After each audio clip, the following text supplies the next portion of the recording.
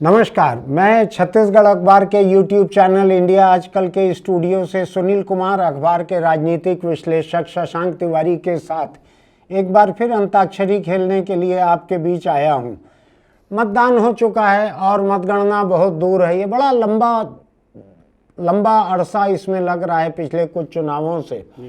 और चूंकि 5 विधानसभाओं के चुनाव एक साथ हो रहे हैं देश में, तो कोई मतदान पहले हो जाता है, कोई मतदान बाद में होता है। जैसे तेलंगाना का आखिरी मतदान 30 तारीख को है, तो 30 तारीख की शाम तक तो एग्जिट पोल जब तक नहीं आएंगे तब तक हमारे पास राजनीतिक चर्चा करने के लिए छत्तीसगढ़ के राजनीतिक इतिहास से बड़ा और कोई मुद्दा अभी नहीं है। दूसरा यह है शशांक कि मैं इसमें टिप्पणी देख रहा था, लोगों के कमेंट देख रहा था यूट्यूब पेज पर, तो लोगों को इसमें दिलचस्पी भी आ रही है। लोग मज़ा ले रहे हैं, कुछ लोग इसका आनंद ले रहे हैं, कुछ इंतज़ार कर रहे हैं। कुछ लोगों ने मुझको टेलीफोन करके कहा, अनजाने लोगों ने, उनको नंबर जाने कहाँ से मिला, कोई खुफिया नहीं है लेकिन हमने यूट्यूब पे दिया भी नहीं है। उन्होंने फ़ोन करके कहा कि मैं रोज़ आपका और शशांक का देख रहा हूँ प्रोग्राम, मुझको बहुत अच्छा लग रहा है, इंतज़ार रहता है। तो मैंने कहा मैं अभी रिकॉर्डिंग करके नीचे उतरा ही हूँ। तो उन्होंने कहा क्या उसकी हेडिंग क्या है, ऐसा उन्होंने पूछने की कोशिश की। तो मैंने कहा हेडिंग पहले तय नहीं होती है, रिकॉर्डिंग के बाद तय होती है। अभी जाऊंगा, अभी हेडिंग तय करूंगा। इस तरह से लोगों को मज़ा आ रहा है, लोग दिलचस्पी ले रहे हैं, तो हम लोग भी इस बात को बोलते चल रहे हैं। वरना मुझको पहले दिन लग रहा था कि एक एपिसोड में जोगी का कार्यकाल हो जाएगा, 3 में रमन सिंह का और 1 में भूपेश बघेल का। 5 एपिसोड में ये मामला खत्म हो जाएगा। लेकिन ये मिनी सीरीज जो है कुछ मेजर सीरीज होते चल रही है। एक बड़े टीवी चैनल के, बड़े समाचार चैनल के एडिटर ने मुझसे कल बात की और कहा कि आप ये जो सीरीज चला रहे हैं छत्तीसगढ़ के राजनीतिक इतिहास की 2000 से अभी तक की, ये एक बहुत महत्वपूर्ण दस्तावेज बनते चल रहा है। जिनको आगे यहाँ की राजनीति को पढ़ना होगा, समझना होगा, उनके लिए 20 साल बाद भी ये काम आएगा। पता नहीं 20 साल बाद काम आएगा कि नहीं, मैं तो अगले ही दिन भूल जाता हूँ। पूरी ज़िंदगी अखबार में काम करते हालत ये है कि अगले दिन सुबह अगर अखबार में कोई महिला बच्चे का पखाना पोंछ के और उसको बाहर फेंक दे तो भी मुझको बुरा नहीं लगता। मुझको लगता है अखबार ने अपनी ज़िंदगी पहले दिन जी ली है, अगले दिन कोई उसमें रोटी लपेटे कि पखाना लपेटे, उनकी पसंद की बात है। भजिया बड़ा जो है सड़क किनारे उसी अखबार के पन्ने पे मिलता है, हालांकि अच्छा नहीं रहता है, उसकी स्याही जो है वो सेहत के लिए अच्छी नहीं रहती है। खैर, तो शशांक कल हम लोग बात कर रहे थे जोगी सरकार के समय की, जो चुनाव 2003 का आ रहा था। रमन सिंह यहाँ पे अध्यक्ष बनाकर भेजे गए थे, चुनाव करीब आ गया था, कांग्रेस की टिकटें बंटने जा रही थी, भाजपा की टिकटें भी बंटने जा रही थी, एनसीपी भी थी, विद्याचरण शुक्ल भी मैदान में थे। तो ये 3 तो बड़ी ताकतें थीं, विद्याचरण शुक्ल का एनसीपी, कांग्रेस और भाजपा। एक किस्म से त्रिकोणीय संघर्ष की लोग उम्मीद कर रहे थे। कल आपने ही बताया कि विद्याचरण और भाजपा के बीच में समझौता कुछ बढ़ नहीं पाया क्योंकि उनकी सीटों की उम्मीदें बड़ी ज़्यादा थी। वो ब्रिटानिया 50-50 के अंदाज में चाह रहे थे, तो वो भाजपा के लोगों को मंजूर नहीं हुआ। नहीं तो छत्तीसगढ़ का आज का राजनीतिक नक्शा कुछ और रहता। अगर आधी सीटों पे विद्याचरण लड़ते, अगर ये त्रिकोणीय प्रदेश बन जाता, जो कि आज आर पार की लड़ाई वाला प्रदेश है ये, कांग्रेस और भाजपा के बीच का, जैसे समझ लीजिए अमेरिका में रिपब्लिकन पार्टी और डेमोक्रेटिक पार्टी, इन्हीं दोनों के बीच लड़ाई होती है, कोई तीसरी पार्टी वहाँ मैदान में नहीं रहती। ये उत्तर प्रदेश की 3 पार्टी जैसा, हरियाणा की 4-5 पार्टी जैसा, ये तेलंगाना और तमिलनाडु की 3 पार्टी जैसा ऐसा नहीं है। ये प्रदेश बिल्कुल 2 पार्टी की आमने सामने लड़ाई का है। ऐसा ही है। जब तक कि एक पार्टी को तोड़ के कोई बाहर निकले, नई पार्टी न बना ले, जैसे कि अभी जोगी जी की बनाई हुई पार्टी उनके बेटे यहाँ पे चला रहे हैं। इस बार उनको काफ़ी अच्छे कैंडिडेट मिले हैं, कांग्रेस और भाजपा छोड़ के निकलने वाले। कोई मुझको उनको देख के याद पड़ता है कि वो कांग्रेस और भाजपा दफ्तरों के बीच में जो एक नहर बह रही थी, वहाँ पे वो मछली मारने की डंडी लेके बैठे थे अमित जोगी, और इन दोनों से जो निकल के आ रहे थे उनको वो फंसा रहे थे, या वो खुद होके भी फंसना चाह रहे थे। कुछ मैंने ऐसा सुना है कि अमित जोगी ने इस बार चुनाव में जिसको भी टिकट दी कैंडिडेटचर की, उसके साथ में कुछ नगद पैसा भी उन्होंने दिया है, खर्च का भी पैसा दिया है। उस ये सरायपाली के जो प्रत्याशी है किस्मत लाल नंद, उनका पहले दिन का शक्ति प्रदर्शन बड़ा जोरदार था। ऐसा 150 गाड़ियों का काफिला निकला था वहाँ सरायपाली से, मतलब नामांकन भरने के लिए। अच्छा, सरायपाली से महासमुंद आए होंगे। बिल्कुल बिल्कुल। तो सरायपाली से महासमुंद तो करीब पूरा ही 150 गाड़ी में कवर हो गया होगा। मतलब एक भारी भरकम काफिला था।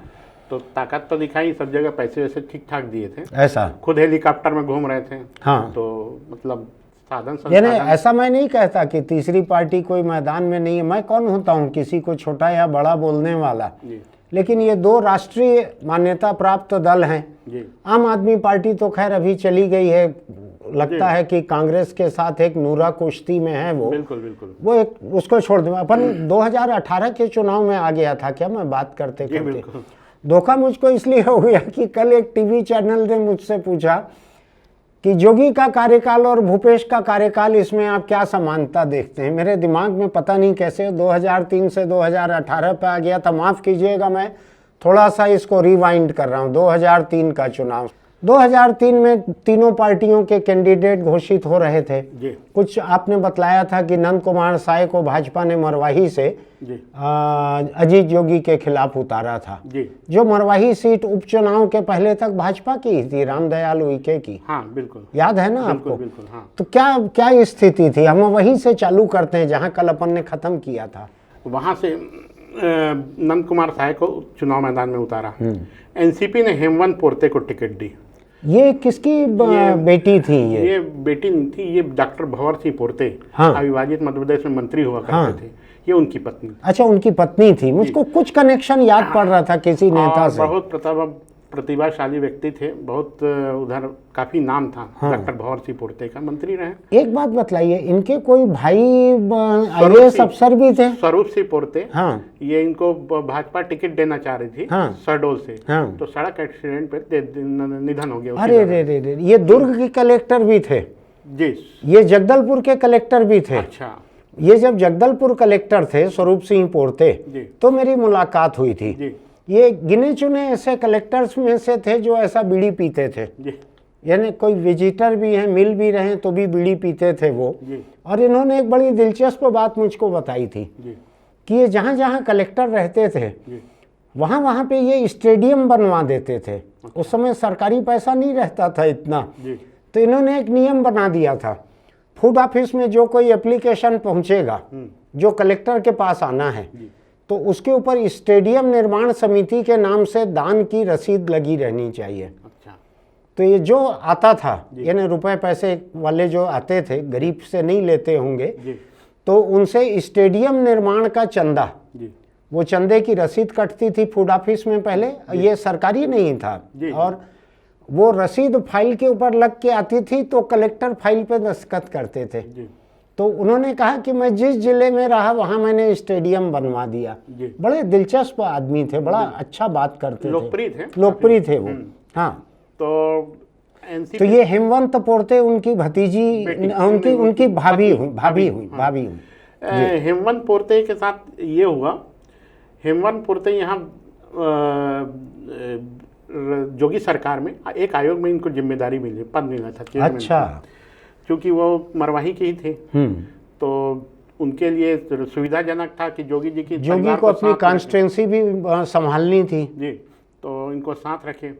तो लेकिन वो अंत में चुनाव लड़ने के लिए उतारू हो गए। उसको लेके जोगी जी असहज थे, मनाने की कोशिश हुई। मुझे ऐसा अंदाज है कि इसको मनवाने में, प्रत्याशी बनवाने में अरविंद नेताम जी की बड़ी भूमिका थी। अच्छा, हाँ, आदिवासी नेता थे उस समय, और बड़े नेता थे, लगातार वो प्रभाव में चले आ रहे थे जी।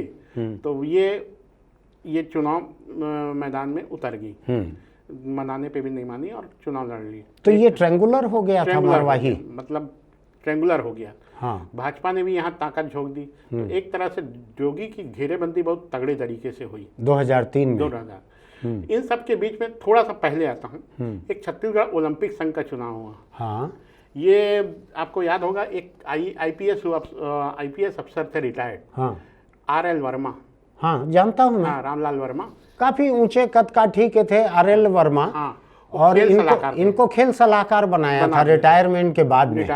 हाँ याद है मुझको अच्छे से। तो हुआ ये था कि ओलंपिक संघ में विद्याचरण जी का दबदबा था। विधान मिश्रा उनको अंदाज था, तो वो अपना खुद होके अध्यक्ष बन गए।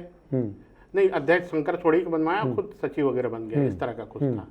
तो खेल संगठनों ने शिकायत की कि ये पॉलिटिकल दोनों हो जा रहा है इस तरह के, और थोड़ा हाई प्रोफाइल हो गया, तो किसी ने जोगी जी का नाम बढ़ा दिया।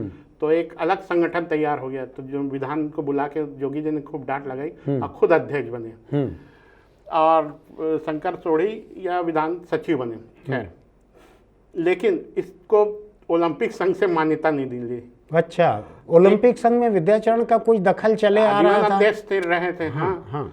तो उन्होंने बलवीर जुनेजा को अध्यक्ष बनवाया और दूसरा सलाम रिजवी जो उनके करीबी थे उनको सचिव बनवा दिए। तो दो संगठन हुए। तो वहां से पर्यवेक्षक आए।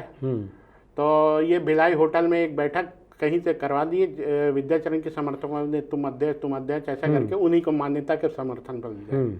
तो मुझे याद है कि RL वर्मा गए विद्याचरण जी के फार्म हाउस। 1 घंटा बाहर बैठे रहे राधेश्याम भवन जो फार्म हाउस में। बाहर निकले, बोले सर ये विद्याचरण जी ये क्या हो रहा है, कैसे चुनाव हो रहा है? बोले चुनाव ऐसा ही होता है, ऐसा। उल्टे पांव लौटना पड़ा उनको। हाँ, ये दिल्ली में भी ओलंपिक एसोसिएशन के चुनाव वगैरह में कुछ विद्याचरण जी और उनके समर्थकों ने इसी अंदाज में किया था। बिल्कुल। तो खैर सुप्रीम कोर्ट तक ये मामला गया।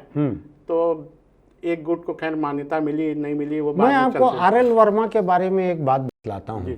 ये जोगी जी के बड़े करीबी थे RL वर्मा, और मेरी इनकी मुलाकात होती थी RLS यादव के घर पर, जो कि DG होके रिटायर हुए थे छत्तीसगढ़ से, और बाद में उनको जोगी जी ने अपना सलाहकार बनाया था।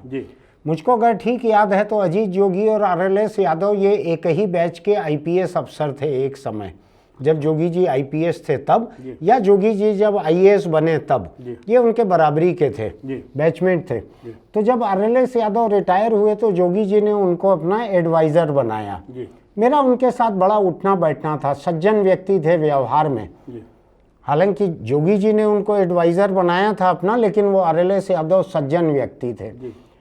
तो मेरे से बड़ी मित्रता थी उनकी। उनके घर पे रामलाल वर्मा, RL वर्मा जो कह रहे हैं आप, रामलाल वर्मा, ये स्टेट सर्विस से IG तक पहुंचे थे। DSP से शुरू हुआ था, IG तक पहुंचे थे ये।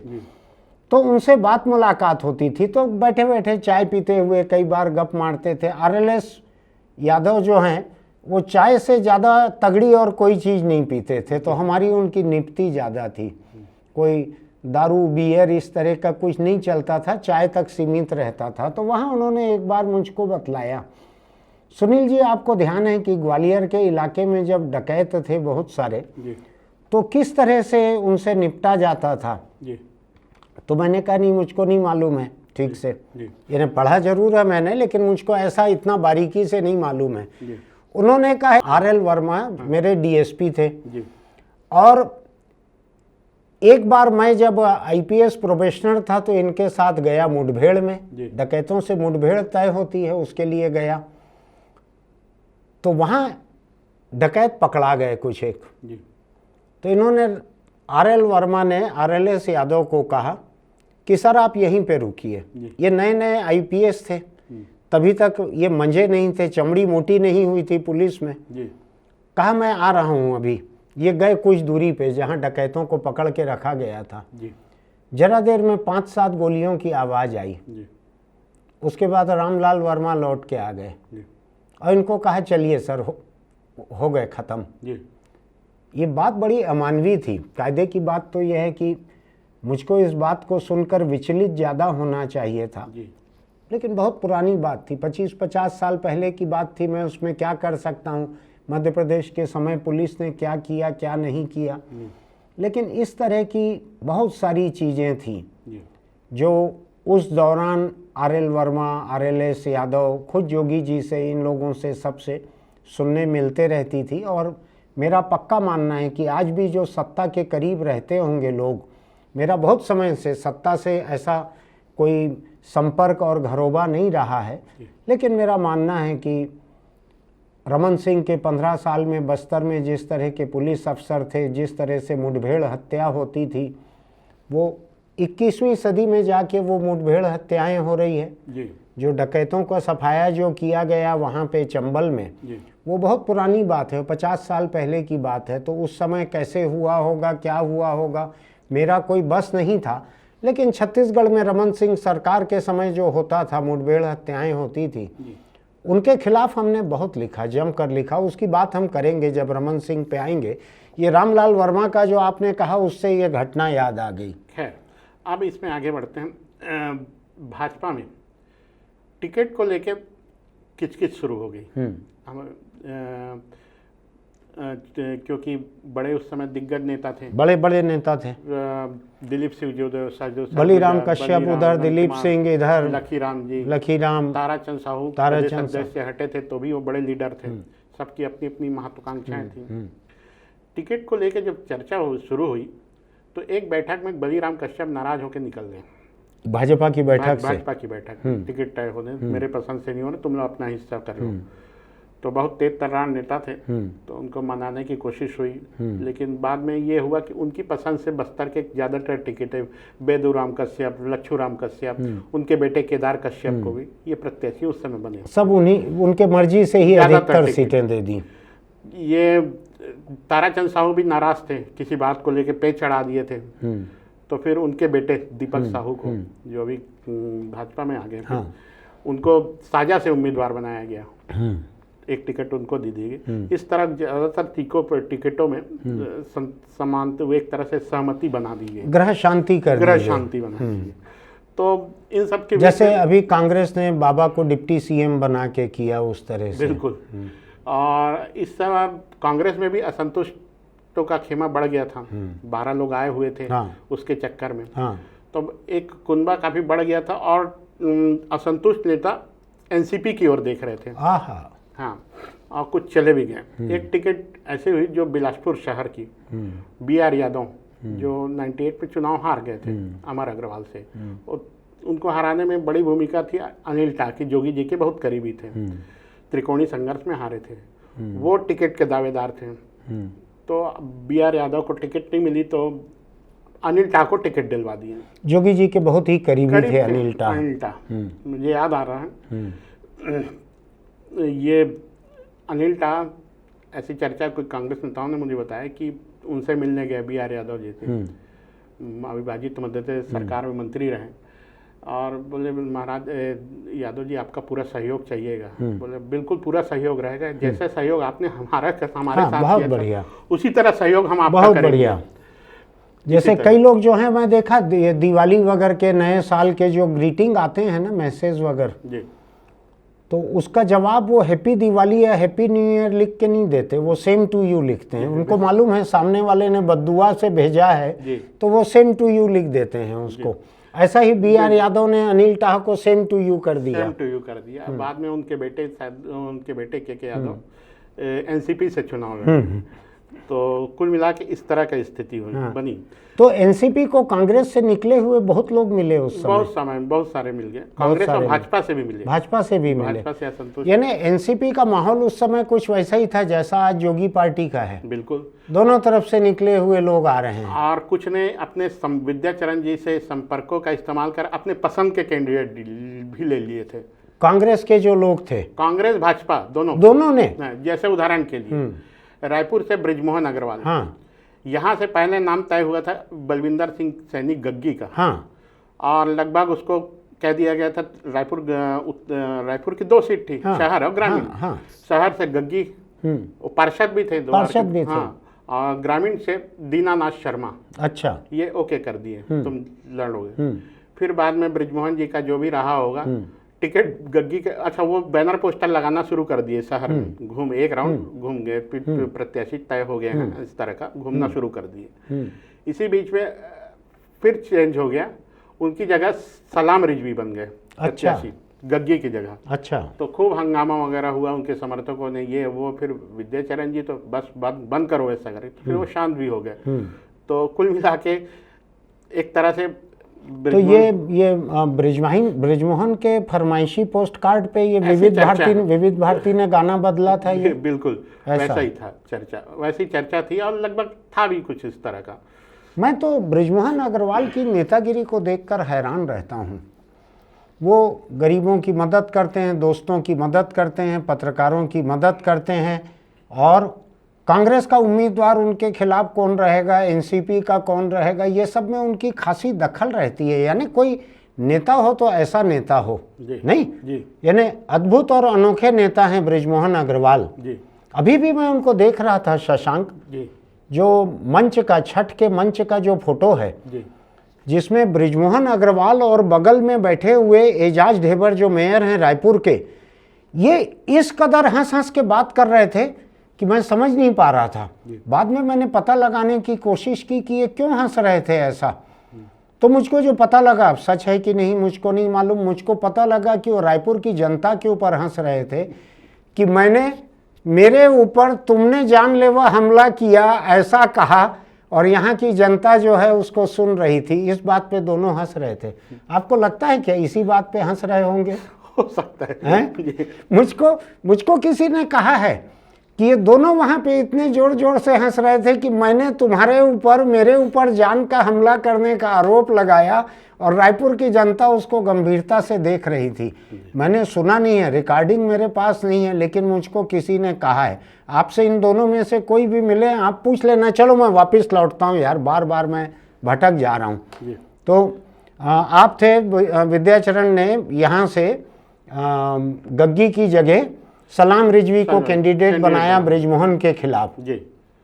तो ये तो ब्रिजमोहन को बड़ा सूट करता था, सूट करता था, स्वाभाविक थे। हाँ जी, ब्रिजमोहन से विद्याचरण जी के संबंध बहुत अच्छे थे। बिल्कुल, श्यामाचरण जी से विद्या भैया बोल के ही बात करते थे। श्यामाचरण जी तो स्वभाव में कहते थे, देखो युवा कांग्रेसियों को ब्रिजमोहन जैसा बनो, ऐसा ना। हाँ, बन नहीं पाए, लेकिन लोग इसलिए 25-30 साल बाद भी कोई विधायक बन नहीं पा रहे हैं।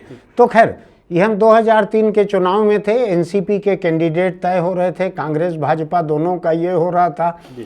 क्या हुआ फिर, अभियान कैसे चालू हुआ? अब टिकटें तय हो गई, उसके बाद कांग्रेस का अभियान शुरू हुआ जगदलपुर से। अच्छा, जगदलपुर से सभा हुई, पहले लालबाग मैदान में बहुत बड़ी सभा हुई। उनके प्रभारी थे गंगूराम बघेल, अच्छा, और तरुण चटर्जी। अच्छा, हाँ, उस सभा अटेंड करने में भी यहाँ से गया हुआ था। हाँ, तो वहीं जगदलपुर में ही भाजपा की प्रदेश कार्यकारिणी की उसी समय। अच्छा, 2 दिन की थी। और तो जगदलपुर में ऐसा कौन सा गुड़ का टुकड़ा रखा था जो मक्खियां इतना भिनभिना रही थी? आदिवासी इलाकों से शुरू करना एक प्रचार का अभियान का तरीका होता है। कांग्रेस भी शुरू करती, भाजपा भी शुरू करती, तो दंतेश्वरी मंदिर से इस तरह का कुछ करती प्रचार, तो उसमें कोई अलग बात नहीं थी। दूसरा बैठक रखी, ये भी है दंतेश्वरी मंदिर में प्रायश्चित करके वहां से फिर साफ सुथरे हाथ से फिर चालू करते होंगे प्रचार। तो सोनिया जी राष्ट्रीय अध्यक्ष थी। हाँ, तो वो सभा लेने आई, तो भीड़ के लिहाज से उतनी सफल नहीं रही। अच्छा, जैसा उम्मीद की जा रही थी कि पहले तामझाम रहेगा इस तरह, तो वो उतनी सफल नहीं रही भीड़ की। इनकी बैठक में ये पूरे शहर भर के बैनर पोस्टर में ये लोग पार्ट दिए, भाजपा वाले। अच्छा, राजनाथ सिंह प्रभारी थे, तो उसको लेके शायद जोगी जी ने बाद में सभा के बाद नाराजगी जाहिर की कि क्यों ऐसी परिस्थिति बनी, क्यों फ्लॉप शो हो गया हमारा। खुद इसको विलासराव देशमुख ने भी गंभीरता से लिया। तो सभा हो गई, चले गई, जिस तरह की बातें हुई। घोषणा पत्र जारी हुआ। घोषणा पत्र में भाजपा ने बड़ा जोर शोर से वादा कर दिया कि हम हर आदिवासी परिवार को गाय देंगे। गाय था, बड़ा दिलचस्प मामला है, थोड़ा सा मैं भी किस्सा सुनाऊंगा इसका। जी। और फिर कांग्रेस का घोषणा पत्र वैसा ही नहीं था जैसे रूटीन का था, उसी तरह का था। एक नई बात उसमें थी, विधान परिषद का गठन। ये भाजपा का था कि कांग्रेस का था? विधान परिषद का गठन होगा, कराने के लिए पहल करेंगे, सरकार प्रस्ताव भेजेगी वगैरह। ऐसा? क्योंकि उनका जोगी जी का ये सोचना है कि ट्राइबल क्षेत्र में बहुत सारे गैर आदिवासी लोगों को प्रतिनिधित्व नहीं मिल पाता, इसलिए विधान परिषद होना चाहिए। हालांकि विधान परिषद यहाँ बन जाती तो आपके जैसे जो लोग हैं जिनके पॉलिटिकल पार्टी में अच्छी घुसपैठ है, ऐसे ही पत्रकार कुछ एक उसमें पहले गए रहते आदिवासी क्षेत्र वगैरह के बजाय। अभी भी राज्यसभा में बहुत सारे पत्रकार लोग ही घुसने के चक्कर में रहते हैं। बिल्कुल। ये तो यहाँ से अगर दो बाहरी लोगों को, राजीव शुक्ला और एडवोकेट तुलसी और इन लोगों का, और रंजीता रंजन, मनोनयन भी होता है, इन लोगों का अगर नहीं रहता राज्यसभा जाने का, तो छत्तीसगढ़ से कुछ एक पत्रकार गए रहते। मैं नाम लेना नहीं चाहता हूं अभी कौन पत्रकार गए रहते, लेकिन मैं बतला रहा हूं आपको। ये तो भूपेश बघेल एक राष्ट्रीय पार्टी के हैं, इसलिए उनको राष्ट्रीय पार्टी के हिसाब से सारे अभी तक के राज्यसभा सदस्य बाहर के भेजने पड़े यहाँ से, नहीं तो छत्तीसगढ़ के पत्रकारों को वहाँ भी मौका मिलता। और अगर जोगी 2003 में उसके बाद में अगर यहाँ विधान परिषद बनवा पाते तो यहाँ भी कई पत्रकारों को मौका मिले रहता। बिल्कुल। तो अब इसमें घोषणा पत्र जारी हो गया। इन सब के बीच में सेंट्रल में तो एनडीए की सरकार थी। हाँ। प्रशासनिक अधिकारियों को लेकर खूब शिकायतें होती थी। तो उस समय थे मुझे याद आ रहा है, चीफ इलेक्शन कमिश्नर थे JM लिंगडो। हाँ। नॉर्थ ईस्ट से आते थे। हाँ।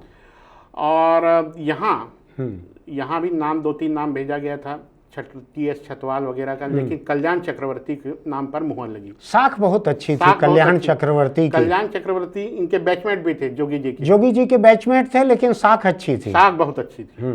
और आपको एक बात बता दूं, लिंगडो साहब के मतलब SK मिश्रा चीफ सेक्रेटरी हो गए थे। चीफ सेक्रेटरी SK मिश्रा और लिंगडो बैचमेट थे। तो बहुत सारी चीजें कुछ इस तरह की थी और खूब शिकायतें वगैरह हुई उस दौरान। तो शायद ये होटल, एक VIP रोड स्थित होटल में बैठक भी हुई। तो कलेक्टर SP लोगों की, तो लिंगडो ने मतलब चीफ इलेक्शन कमिश्नर ने खूब नाराजगी जाहिर की कार्यप्रणाली को लेके। आप लोग सब बायस्ड हैं, इस तरह की बातें, इस तरह के कड़े शब्दों का इस्तेमाल किया था। मुझको ऐसा क्यों याद पड़ रहा है कि बाद में जब कांग्रेस पार्टी ने अपने संगठन चुनावों को लेके किसी एक रिटायर्ड चुनाव आयोग को मनोनीत किया था, अपने यहाँ जिम्मा दिया था कि आप हमारे संगठन के चुनाव करवाओ, वो कौन थे? यही लिंगडो थे। यही लिंगडो थे। कृष्णमूर्ति, 2-3 लोग मिलकर एक NGO बना के वो भी कराते थे चुनाव के बाद में फिर ये संगठन चुनाव भी कराते थे। कल के दिन पता लगेगा सरयू पारिन ब्राह्मण सभा का चुनाव, कानिकुब्ज ब्राह्मण सभा का चुनाव, अग्रसेन सभा का चुनाव, सतनाम सेना का चुनाव, इसका भी काम आप दे सकते हैं लिंगडो को या उनकी संस्था को, उसका भी करा देंगे वो लोग। नहीं, ये रायपुर में सुना है मैंने, प्रेस क्लब का चुनाव कई साल से नहीं हो पा रहा है, हाई कोर्ट भी नहीं करवा पाया है। मेरे ख्याल से यहाँ के जो असंतुष्ट पत्रकार हैं इनको जाना चाहिए लिंगडो के पास में, साहब हमारे यहाँ का चुनाव भी करवा दीजिए। तो उसके बाद शिकायतों को लेके 3-4 कलेक्टर हटाए गए थे। अच्छा। वो बड़ी थी कदम था। एक थे RP मंडल, बिलासपुर कलेक्टर। दूसरा MR सारथी, वो शायद जशपुर वगैरह में थे। अच्छा। तीसरा LN सूर्यवंशी, जगदलपुर में। ऐसे 4-5 कलेक्टर हटे थे। SP में भी कल्लूरी, SRP कल्लूरी वगैरह हटाए गए थे। अच्छा। बिलासपुर आ गए थे। SRP कल्लूरी का उस समय चर्चा थी कि अमित जोगी के बहुत ही करीबी थे ये, ऐसा। हालांकि मैंने उस वक्त जोगी के कार्यकाल के पूरे 3 साल में मैंने ना कल्लूरी को देखा था ना अमित जोगी को। ये दोनों लोग हैं अभी यहीं पर, आप इनसे पूछ भी सकते हैं। मेरी कोई मुलाकात नहीं हुई, बात नहीं हुई, मैं चेहरा भी नहीं देख पाया था इन दोनों का, फोटो में जरूर देखता था। तो इस तरह हुआ, टिकट बढ़ गई, सब कुछ हुआ। प्रचार के मामले में चुनाव के आखिरी तक साधन संसाधन में NCP बहुत पिछड़ गई। पैसे के मामले एक हेलीकॉप्टर बस मिल पाया था किसी तरह के, क्योंकि वो भी राष्ट्रीय दल तो मतलब क्षेत्रीय दल जो भी आना था संसाधन, भाजपा भी उस तरह से इनको बढ़ावा नहीं दे रही थी, फाइनेंस नहीं कर रही थी। उसको लग रहा था कि नुकसान ज्यादा ना हो जाए कहीं भाजपा को। वही उनको आशंका थी, शहरी क्षेत्र में हमको नुकसान कर देंगे, ग्रामीण क्षेत्र में कांग्रेस को करेंगे, भाजपा को, कांग्रेस को करेंगे। तो पता लगे भाजपा का ही पैसा लेके भाजपा का ही नुकसान कर दिया, ऐसा ना हो जाए। बिल्कुल। तो किसी ने विद्याचरण शुक्ल की फंडिंग उस तरह से नहीं की, उस तरह से नहीं हुई। और फिर हेलीकॉप्टर वगैरह जरूर थे उनके पास, हाँ, मिलते थे। हाँ, तो कुल मिला के ये है कि चुनाव नतीजे आए, चुनाव हुए, चुनाव नतीजे आए और भाजपा अंततः सबसे बड़ी पार्टी बनी, बहुमत में आई, 50 सीटें मिली। 50 सीट। ये 2003 के चुनाव में जोगी सरकार का जो समाप्ति थी, जो चुनाव हुआ, उसमें भाजपा को डॉक्टर रमन सिंह की अगुवाई में अध्यक्ष थे वो, उसमें 50 सीटें भाजपा को मिली। तो 50 सीटों पे तो बड़े आराम से सरकार कोई भी बन जाती है। आज भी लोग उम्मीद कर रहे हैं कि 46 मिलेगी तो हम सरकार बना लेंगे। आज जो दो बड़ी पार्टियां मैदान में हैं, उनमें से एक पार्टी के एक बड़े नेता से मैंने पूछा कितनी सीट मिलेगी, तो उन्होंने बाहर तो सार्वजनिक दावे कई तरह के किए हुए हैं अभी, लेकिन बंद कमरे में उन्होंने कहा कि हमको 46 सीट मिलेगी। मैं नाम नहीं लेता कौन सी पार्टी, आप अपना अंदाज लगाते रहिए, क्योंकि बंद कमरे में उन्होंने कहा था मुझको चाय पिलाई, फाफड़ा खिलाया, नमकीन खिलाया। अब मैं कुछ तो उनके प्रति निष्ठावान रहूं, तो उनकी पार्टी का नाम नहीं बता रहा हूं। तो उन्होंने 46 सीटों का मुझको कहा, तो वो तो 46 पे बना देने की उम्मीद कर रहे थे। ये भाजपा को 50 मिल गए थे। 50 तो बहुत सीट थी। हाँ, और कांग्रेस 37 पे रुक गई। हाँ, और 2 बसपा। इनका क्या हुआ शशांक? मेरी दिलचस्पी इसमें है, जो भाजपा छोड़ के जो गए थे कांग्रेस में, जिनको टिकट मिली थी, जो लड़े थे। अच्छा, दूसरा मंत्री भी तो कितना, 2 दर्जन से ज्यादा मंत्री थे। 27 मंत्री थे। 27 मंत्री थे जोगी के, जिसमें से 16 हार गए। 27 में से 16 हार गए। कौन कौन थे हारने वाले? थोड़ा मैं बता दे रहा हूँ। 2 बसपा को मिली, अब 1 एनसीपी को मिल पाई, नोबेल वर्मा। 50 सीट भाजपा को मिली, 2 बसपा को, 2 बसपा, 1 एनसीपी को। एनसीपी यानी विद्याचरण शुक्ला की पार्टी जो थी यहाँ पे छत्तीसगढ़ में, जिसमें नोबेल वर्मा भी थे, जो बाद में एनसीपी में ही बने रहे। फिर कांग्रेस आए, फिर एनसीपी गए, और अभी फिर कांग्रेस में आ गए हैं। बिल्कुल। चरणदास महंत का जो नामांकन था, उस वक्त ये एनसीपी में शामिल हुए हैं नोबेल वर्मा, वही है ना? बिल्कुल। हाँ, यानी कई बार भीतर बाहर हो गए पार्टी में। और उसमें ये था कि एनसीपी ने करीब 7% वोट पाए। 7%। बहुत सारे प्रत्याशी दूसरे स्थान पे भी रहे, कुछ अच्छे मजबूत वो रहे। यानी विद्याचरण के लंबे राजनीतिक जीवन का जो फायदा मिलना था उसको, और एक राष्ट्रीय पार्टी का नाम और उसका निशान, घड़ी निशान था इनका, शायद घड़ी निशान था। घड़ी को पहचानते भी सब लोग हैं। आज जैसा जमाना नहीं है कि अब मोबाइल फोन में देख लेते हैं लोग समय को, उस समय घड़ी में ही देखते थे। 2003 तक मोबाइल की घड़ी वड़ी इतनी नहीं चली थी। ठीक है, तो उसमें 1 एनसीपी को मिली थी, 2 बसपा को, कांग्रेस को कुल 37 सीटें मिली थी। 37, 27 मंत्री थे। तो उनका मंत्रियों का क्या हुआ था? मंत्रियों में हारने वाले में थे प्रेम साहसी, डॉक्टर चदेश राम राठिया, धनेश पाटिला, के गुप्ता, माधव सिंह ध्रुव, गीता देवीसी, अमितेश शुक्ला भी हार गए थे। बिल्कुल। ऐसा पता चला कि वहां से भी एक जोगी जी के समर्थक कोई प्रत्याशी चुनाव मैदान में उतरे थे। तो वो भी 8-10 हजार वोट पाए, तो इनकी हार सुनिश्चित हो गई थी। यानी अदृश्य हाथ जगह जगह था कांग्रेस के खिलाफ। बिल्कुल। और डीपी धितलहरे, शंकर सोढ़ी, मनोज मंडावी, बदरुद्दीन कुरैशी, देवेंद्र बहादुर सिंह, तरुण चटर्जी और विक्रम भगत, ये सब हार गए थे। सब हार गए, हारने वाले थे। बिल्कुल। तरुण चटर्जी जो बहुत बड़े लीडर हुआ करते थे, मयार भी थे, ये थे, 37,000 वोट से हारे तरुण चटर्जी। 37,000 से। हाँ, और यही जिसमें से जो दल बदल करके आए थे, उसमें से 4 जो दल बदल जिनको मंत्री बनाए थे, उसमें से 4 में से 3 हारे। मुझको ऐसा क्यों याद पड़ रहा है कि तरुण चटर्जी उसके पहले एक चुनाव में राजेंद्र तिवारी थे और तरुण चटर्जी ये आमने सामने थे, ऐसे ही था? हाँ। ये किस किस पार्टी से थे दोनों? ये तरुण चटर्जी भाजपा से, ये कांग्रेस से 93। राजेंद्र तिवारी कांग्रेस से थे, रायपुर ग्रामीण से। उस वक्त 28,000 से तरुण चटर्जी जीते थे। हाँ, 21,000 से। 21 या 28 था। अच्छे से जीते थे। अच्छे से जीते थे। अच्छा। और उससे पहले वो मोहम्मद अकबर को भी हराए थे यहाँ से 90 में। अच्छा। हाँ, बड़े बड़े दिग्गजों को हराए हुए थे तरुण चटर्जी। लेकिन पार्षद चुनाव में वो हार गए थे। पार्षद चुनाव का बड़ा दिलचस्प है, मैं आपको बतलाता हूँ। मैं 5,000 रुपए की शर्त हार गया था सुभाष दुप्पड़ जी से, हमारे दोस्त हैं, कांग्रेस के नेता हैं। उनको भरोसा ही नहीं होता था जब मैं कहता, यानी मुझको भरोसा नहीं होता था जब वो कहते थे कि तरुण चटर्जी का चुनाव गड़बड़ चल रहा है। मुझको भरोसा नहीं होता था। मुझको लगता था आदमी रात दिन काम करता है, कुष्ठ रोगियों के गले में हाथ डाल के घूमता है, उनका जुलूस निकालता है, एक एक झोपड़पट्टी में इसकी पकड़ है, रात दिन गरीबों के लिए काम करता है, ये कैसे हार जाएगा अपने वार्ड का चुनाव? ऐसा था। लेकिन हुआ क्या था, ये भाजपा में थे उस समय, वार्ड चुनाव इन्होंने लड़ा और श्यामाचरण शुक्ला के एक बड़े करीबी व्यक्ति थे दीपक दुबे, वो भी उसी वार्ड के, पंडरी के, वो कांग्रेस से चुनाव लड़े थे तरुण के खिलाफ। और हुआ ये कि एक राष्ट्रीय स्तर के नेता यहाँ पर आ गए थे भाजपा के, सिकंदर बख्त, याद है? बिल्कुल। सिकंदर बख्त को कोई वार्ड के चुनाव में प्रचार के लिए ले गए पंडरी में, और वहां जाके उन्होंने अपनी पार्टी की रीति नीति के हिसाब से मुसलमानों और ईसाइयों के खिलाफ बहुत सारा बोला। याद है आपको? नहीं है याद? बहुत सारा बोला।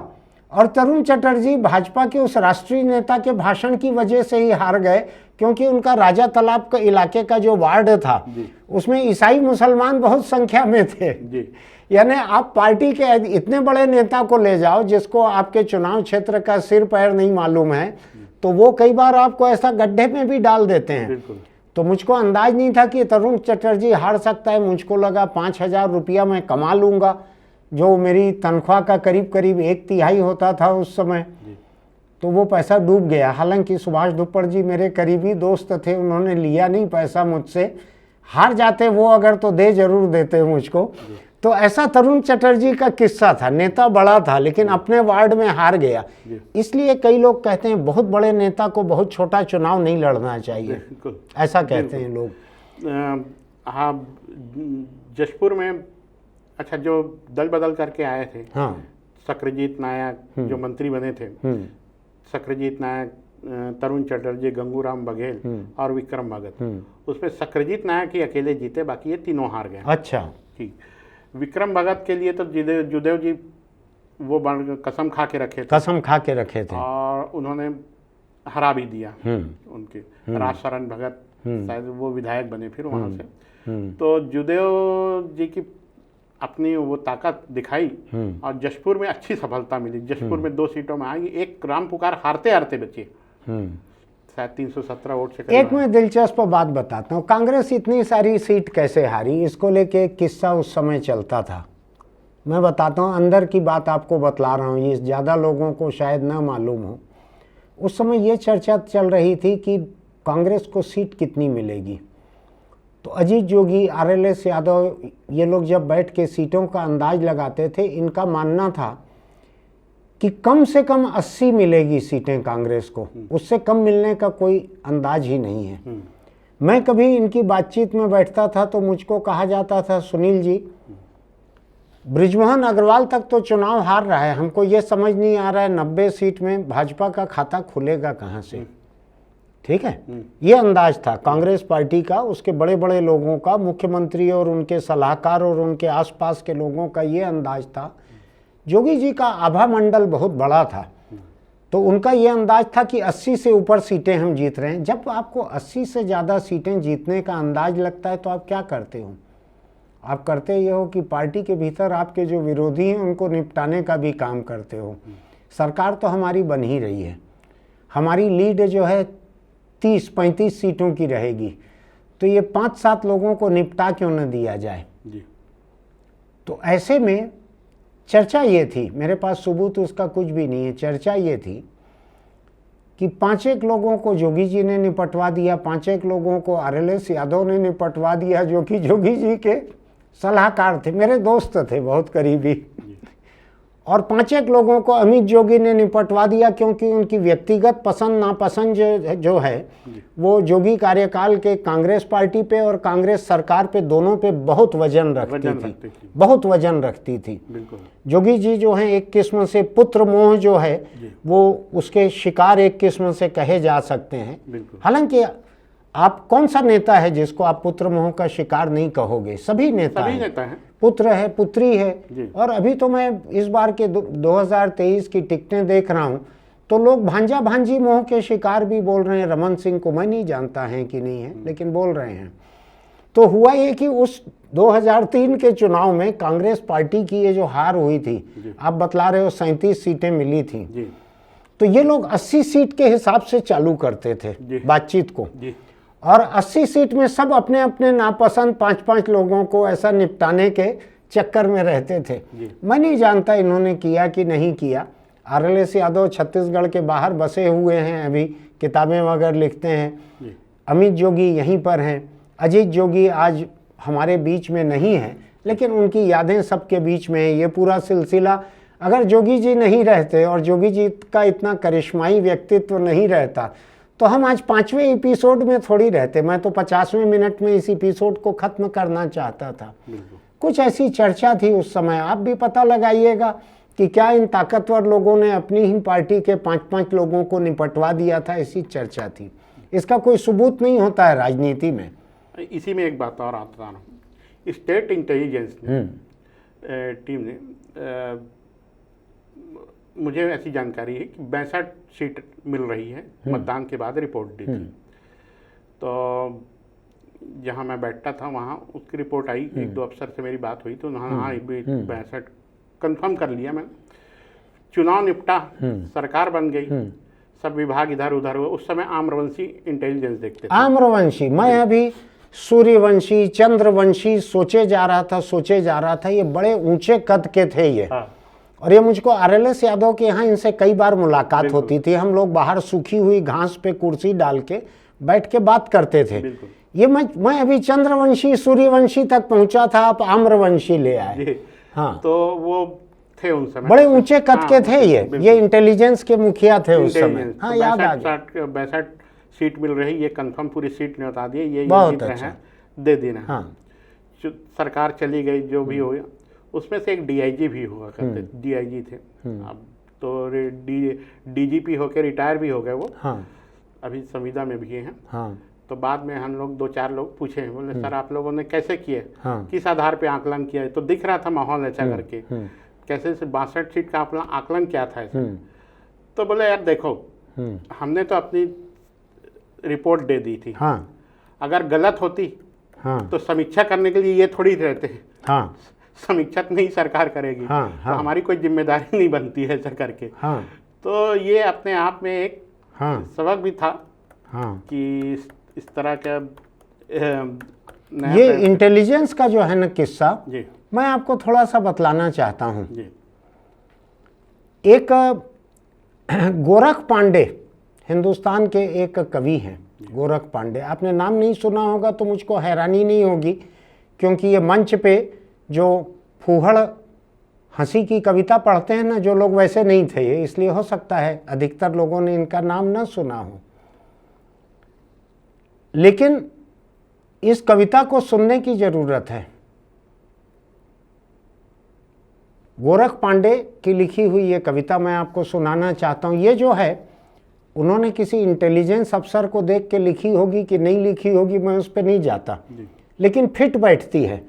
जितने आम्रवंशी, मुकेश गुप्ता या DM अवस्थी या आनंद छाबड़ा, जितने तरह के अफसर रहते हैं इंटेलिजेंस में, उनमें से अधिकतर लोगों पे ये लागू होगी। पढ़ के सुनाऊं क्या? 4 ही लाइन की है, 4 ही लाइन की है। उन्होंने लिखा है, राजा बोला रात है, रानी बोली रात है, मंत्री बोला रात है, संतरी बोला रात है, सारे बोले रात है, ये सुबह सुबह की बात है।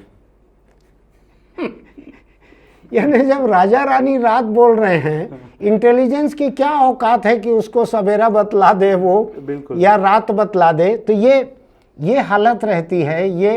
ये पूरी तरह से इंटेलिजेंस पे लागू होती है ये कविता। हालांकि मैं अभी जब इसको सर्च कर रहा था, ये इंटेलिजेंस की बात होते हुए, तो कहीं पे ऐसा पढ़ने में आ रहा है कि इस कविता को लिखा किसने है, पहले किसने लिखा है, बाद में किसने लिखा है, थोड़ा डिस्प्यूट भी है।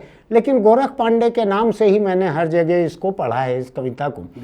आपको ध्यान है इमरजेंसी के समय जब इंदिरा गांधी को लगा इमरजेंसी जिंदगी भर तो चल नहीं सकती थी, तो इंटेलिजेंस ब्यूरो से उन्होंने पूछा कि भाई अभी चुनाव करवाए जाएं तो क्या होगा। तो इंटेलिजेंस ब्यूरो ने उनको रिपोर्ट दी थी कि कांग्रेस मेजॉरिटी के साथ आ जाएगी, आप मेजॉरिटी के साथ आ जाओगी। तो उन्होंने 77 का चुनाव करवाया और चुनाव में क्या हाल हुआ ये आपने देखा हुआ है, देखा हुआ है ना। तो इंटेलिजेंस ब्यूरो जो है वो कई मौकों पे या कहें तो अधिकतर मौकों पे वो दरबारी किस्म का रहता है, बिल्कुल दरबारी किस्म का, जो ठकुर सुहाती करता है। वो ठकुर सुहाती समझते हैं ना, ठाकुर का चेहरा देख के बोलना उसको कौन सी बात सुहाएगी। तो कुछ इसी तरह का रहा होगा। उस समय भी 62 सीट जोगी को दिला रहे थे, असल में आ गई वो 37 पे, नहीं शशांक? बिल्कुल। क्या हुआ फिर ये 37 सीट वाला माहौल जो आ गए रिजल्ट जी, तो एकदम कांग्रेस में घोर निराशा छा गई होगी, सन्नाटा छा गया होगा। अच्छा, अब माहौल क्या था कांग्रेस के भीतर? कौन किस पे तोहमत लगा रहे थे? ज्यादातर लोग जोगी जी के ऊपर लगा रहे थे, हारे हुए लोग। अच्छा, हाँ, वो अलग अलग कि उन्होंने हरवा दिया, उन्होंने हरवा दिए। कुछ लोगों ने सीधे शिकायत कर दी थी विलासराव देशमुख वगैरह को कि जोगी ने हरवाया है, जोगी ने हरवाया है, इस तरह का। ऐसा काफी शुरू हो गए थे ये इस तरह का माहौल। जोगी जी एक प्रेस कॉन्फ्रेंस लिए हारने के तुरंत बाद कि हार स्वीकार करता हूं, और वो ये मानने के लिए तैयार नहीं थे कि एनसीपी ने नुकसान कराया है, किया है। वो ये मानते थे कि उन्होंने दोनों का नुकसान किया है, इस तरह का था। किसी के जाने से कोई फर्क नहीं पड़ा, एक माहौल ऐसा। अब एनसीपी को मिले वोट में ये तो था नहीं कि मैं भाजपा की जगह एनसीपी को दे रही हूं या मैं कांग्रेस की जगह एनसीपी को दे रहा हूं, वोट में ऐसा तो रहता नहीं है। यानी जोगी जी उस हार को भी विद्याचरण से अपनी हार मानने तैयार नहीं थे। यानी उनके मन में हार जाने का जो रंज रहा हो, उससे बड़ा मुद्दा ये था कि कोई ये ना माने कि मैं विद्याचरण से हारा हूं, ऐसा था। बिल्कुल। तो और प्रेस कॉन्फ्रेंस पे ये कही, एक बात और कही कि मैं जल्द ही राजनीति से संन्यास लूंगा, 60 साल की उम्र आते आते तक। ये उन्होंने घोषणा की थी। हालांकि जब तक रहे वो विधायक ही रहे, सक्रिय रहे राजनीति में, ये मोटे तौर पर ये हुआ था। तो एनसीपी को सीट कुल एक मिली थी, लेकिन उन्होंने कांग्रेस को आने से रोक दिया था सत्ता में। कई जगहों पे उनके कैंडिडेट को बहुत सारे वोट मिले, दूसरे नंबर पे भी रहे एनसीपी के कैंडिडेट, ये रहा। जी बिल्कुल, ये अपने आप में एक ताकत भी बनी रही। हाँ।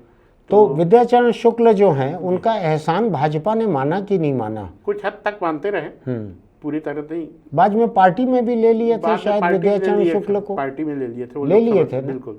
तो ये बीजेपी वाले लोगों को विद्याचरण को पार्टी में लेते हुए ये नहीं लगा कि यही इमरजेंसी के मंत्री थे, सेंसर मंत्री विद्याचरण शुक्ला, यही लोग भाई रायपुर में यही जो है बीजेपी के लोगों को अंदर करवाए थे, सब लोगों को यहाँ इमरजेंसी में। वो लोकसभा चुनाव के पहले की बात है, लोकसभा चुनाव के ठीक पहले हुआ था इनका प्रवेश। नहीं वो तो ठीक है, यानी कभी भी जब कभी भी भाजपा ने विद्याचरण को लिया होगा तो उनको ये नहीं लगा होगा कि ये उसी पार्टी के इमरजेंसी मिनिस्टर थे, संजय गांधी के सबसे करीबी 4 लोग, सबसे कुख्यात 4 लोग जो थे संजय गांधी के करीबी केंद्रीय मंत्री, उसमें विद्याचरण एक थे इमरजेंसी में। उनके समर्थकों को आपत्ति हो सकती है मेरे कुख्यात कहने पे, लेकिन आप इमरजेंसी का रिकॉर्ड उठा के देखिए तो विद्याचरण को भाजपा के लोग पचा लिए बाद में पूरी तरह से यहाँ पे। अब उस पर डिटेल आएंगे, बाद में बात करेंगे। लेकिन मेरे को ये आज मुझको ये विद्याचरण की चर्चा है तो मुझको इमरजेंसी का पूरा सिलसिला याद आ रहा था कि किस तरह से विद्याचरण शुक्ल भाजपा के अटल बिहारी वाजपेयी, लाल कृष्ण आडवाणी, सारे नेताओं को जेल डालने वाले लोगों में से थे और वो भाजपा में चले गए। और इससे पहले इधर आते हैं, उसमें ये था कि भाजपा सरकार बनाने की तैयारी में जुट गई। सरकार बनाने की तैयारी में 50 सीट में सरकार नहीं बनाएगी तो क्या करेगी? तो खैर एक अब उस समय सीएम पद को लेके भी थोड़ा हलचल शुरू हुई, कौन बनेगा भाजपा के भीतर। कोई औपचारिक बैठक नहीं हुई थी, विधायक दल नेता चुनने की बैठक हुई थी पहले, दल नेता चुनने की नहीं हुई थी। लेकिन सब अपनी अपनी तरफ से लॉगिंग करने लग गए। 4 तारीख को रिजल्ट आ गया था। ठीक। तो रमेश बैस भी दावेदार थे, खुद को मानते थे, स्वाभाविक दावेदार थे। तो उनका भी सूट वगैरह तैयार हो गया था। दूसरा दिलीप सिंह जयदेव जो मूछ पे दांव लगाए थे, वो एक दावेदार, मूछ बच गई, एक मूछ की बच गई, और सूट वूट वो शायद पहने भी नहीं रहते शपथ में भी वो, और वो अकेले ऐसे नेता थे जो जय जयदेव के नारे लगते थे। ये तो था उनके बारे में। तीसरे रमन सिंह जो दावेदारी नहीं की लेकिन स्वाभाविक रूप से सामने आ गए थे, वो मुंह खोले बिना दावेदार रहते थे वो जी। अनंत कुमार साय रेस से बाहर हो गए थे क्योंकि 54,000 की बड़ी मार्जिन से हारे थे। 54,000। ऐसा क्यों मुझको याद पड़ रहा है कि नंद कुमार साय ने बाद में आरोप लगाया कि मुझको निपटाने के लिए जोगी के सामने उतार दिया गया था। वो खुदस रही उनको, हाँ, इस बात ऐसा मानते थे ना, मानते भी थे कि मुझको बीजेपी के नेताओं ने ही मुझको निपटाने के लिए उतार दिया था। बिल्कुल। लेकिन मुझको याद पड़ रहा है अभी रमन सिंह के सामने गिरीश देवांगन को उतारा गया है, तो वो बलि का बकरा अपने आप को मानने तैयार नहीं होते। उनका गिरीश देवांगन और इनका प्रोफाइल बहुत अलग है, बहुत अलग है। ठीक बोल रहे हैं आप। तो कुल मिलाकर ये है कि ये भाजपा में सरकार बनने के लिए हलचल शुरू हो रही थी। मुख्यमंत्री कौन बनेगा, 2 3 4 नाम उस समय पार्टी के सामने थे, यही है। बिल्कुल। लेकिन उसके बाद एक बड़ी नाटकीय घटना हुई थी, वो घटना जिसके देश के इतिहास में एकदम ही अलग माहौल बना दिया था। याद है ना आपको? पूरा आपको ही याद होगा, मेरी याददाश्त थोड़ा कम होते चल रही है। जिसमें अजीत जोगी ने भाजपा विधायक दल में तोड़फोड़ करने की कोशिश की थी। हमने, आपको ध्यान है ना, हमने वीरेंद्र पांडे जी का एक इंटरव्यू किया था, जो न्यूज रूम में पोस्ट किया था। आप थे बगल में उस समय, कैमरे में आप नहीं दिख रहे थे लेकिन बगल में थे, तो आप सुन रहे थे पूरा वीरेंद्र पांडे ने उसमें क्या क्या कहा था। मैं एक बड़ा दिलचस्प मोड़ पे हम आ गए हैं, एक बड़ा सस्पेंस और क्राइम थ्रिलर का, कि कातिल कौन, उसका पर्दा हटने ही वाला है। बस अंधेरा जो है वो धीरे धीरे रोशनी में बदल रहा है, कातिल का चेहरा दिखने ही वाला है, समझ लीजिए। ऐसे में मैं रोक रहा हूँ ताकि कल आप दोबारा इसको देखें, अगला भी एपिसोड इसका। तो रहस्य और रोमांच से भरपूर मोड़ अब चालू हो रहा है। अगला एपिसोड जो है एक क्राइम थ्रिलर जैसा रहने वाला है। अगले एपिसोड को देखना भूलिएगा मत। आज मेरे ख्याल से 45 मिनट 50 मिनट कुछ हम अभी तक बोल चुके होंगे। वो तो शशांक बार बार मुझको पटरी पे लेके आते हैं, नहीं तो अभी तक हम उरकुरा स्टेशन पे नहीं पहुंचे रहते बिलासपुर के रास्ते में। तो खैर, कल हम इसी समय आपके पास यहाँ पे मौजूद रहेंगे। हमको उम्मीद है कि कल जोगी सरकार का कार्यकाल जो है कल की चर्चा में खत्म हो जाएगा। आज बहुत सारी बातें हुई है यहाँ पे। मैंने कुछ मेरे निजी मित्र हैं, बहुत सज्जन, बड़े अच्छे, RLS यादव, उनके बारे में भी कुछ बातें बताई हैं। वो इसको सुनेंगे तो मैं उम्मीद करता हूं कि वो मुझसे नाराज नहीं होंगे। पुरानी बात हो गई है, कभी ना कभी तो इतिहास लिखना ही पड़ता है। ये 20 साल पहले की बातें बतला रहा हूं मैं। तो कल हम आपके बीच में फिर आएंगे। भाजपा का 50 सीट के साथ में बहुमत छत्तीसगढ़ में बन चुका था 2003 में, लेकिन सरकार न बनने देने भाजपा की, इसके लिए क्या किया गया, ये बहुत ही बड़ा क्राइम थ्रिलर एक है। इसको लेके हम कल आपके सामने फिर आते हैं। तब तक के लिए इजाज़त दीजिए। आपको अगर ये पसंद आता है ये एपिसोड, तो इसको सब्सक्राइब कीजिए, नोटिफिकेशन की बटन दबाइए, लाइक कीजिए, टिप्पणी कीजिए अपनी। और हाँ, मैं एक अपील, आज मैं एक दूसरी अपील कर रहा हूँ। इसके पहले ये लाइन कह दूँ, आपको अगर ये अच्छा लगता है अपने दोस्तों को इसके लिंक भेज दीजिए। एक अपील मैं ये कर रहा हूँ कि आपको मेरा टी-शर्ट अच्छा नहीं लगता है तो कोई बात नहीं, आप माफ़ कर दीजिए उसके लिए मुझको, लेकिन मेहरबानी करके मुझको शर्ट और कुर्ता मत भेजिए, जैकेट मत भेजिए। मुझको वापस लौटाने में पैसा लग रहा है आपको। मैं उस तरह के कपड़े नहीं पहनता हूँ, मैं इसी तरह के मजदूर जैसे कपड़े पहनता हूँ। फिर भी आपको आपत्ति है तो आपकी खुशी के लिए मैं बतला देता हूँ, एप्पल नाम की कंपनी को बनाने वाले स्टीव जॉब्स, उसके आज के मुखिया एप्पल के टिम कुक, और आज के फेसबुक के मालिक जो हैं, मेटा, फेसबुक, इंस्टाग्राम, इनके मालिक जो हैं मार्क जुकरबर्ग, सब 24 घंटे ऐसा ही टी-शर्ट पहन के रहते हैं। टी-शर्ट किसी को बड़ा नहीं बनाता। वो अपने काम से बड़े हुए हैं, मैं अपने काम से छोटा हूं, लेकिन टी-शर्ट एक बराबर है। मेहरबानी करके शर्ट और कुर्ता मुझको न भेजिए, मैं नहीं पहनूंगा उसको। लौटाने में पैसा बर्बाद हो रहा है। हम फिर मिलते हैं आपसे।